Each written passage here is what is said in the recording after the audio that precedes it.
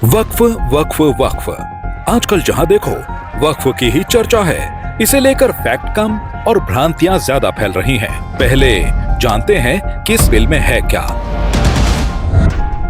वक्फ amendment bill 2024 का उद्देश्य वक्फ act 1995 में संशोधन करना है ताकि वक्फ की प्रॉपर्टी को ठीक से रेगुलेट और मैनेज किया जा सके।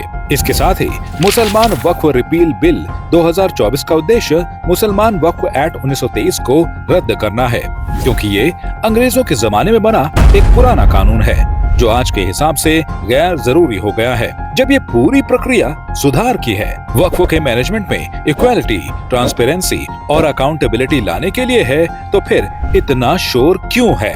वक्फ अमेंडमेंट बिल के बारे में इतना झूठ क्यों फैलाया जा रहा है? आइए सिलसिलेवार तरीके से वक्फ अमेंडमेंट बिल के बारे में फैलाए जा रहे झूठ का पर्दाफाश करते हैं। झूठ नंबर 1, यह विधेयक मुसलमानों के अधिकारों को छीन लेगा।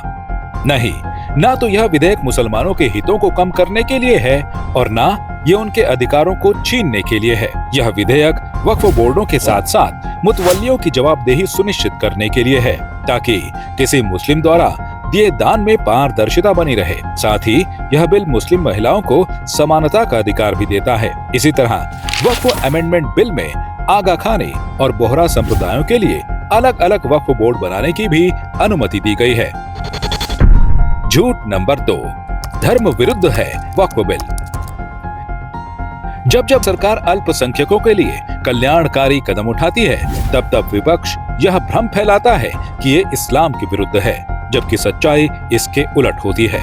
2019 में भी जब सरकार ने मुस्लिम महिलाओं के हित में ट्रिपल तलाक को खत्म किया था, तब भी विपक्ष ने खूब हल्ला मचाया था। वक्फ अमेंडमेंट बिल हर वक्फ बोर्ड को दिए दान का हिसाब रखने के बारे में मौजूदा समय में तमाम वक्फ बोर्ड में होने वाली धांधली को रोकने और उन्हें पारदर्शी बनाने के लिए यह अमेंडमेंट जरूरी है।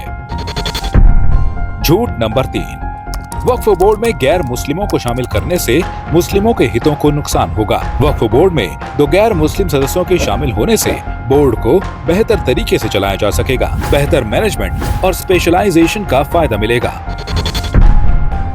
तो देखा आपने, विपक्ष के झूठ और भ्रामक प्रचार से हम कितने तथ्यहीन दावों को सही जानकारी समझ बैठे थे। तो अब कोई आपसे वक्फ अमेंडमेंट बिल 2024 के बारे में बात करे तो आप सही और पूरी जानकारी से उन्हें जवाब दें। ये संशोधित विधेयक किसी के अधिकार छीनने के लिए नहीं, बल्कि वक्फ बोर्ड को नए जमाने के हिसाब से मैनेज करने और ट्रांसपेरेंट बनाने के लिए है।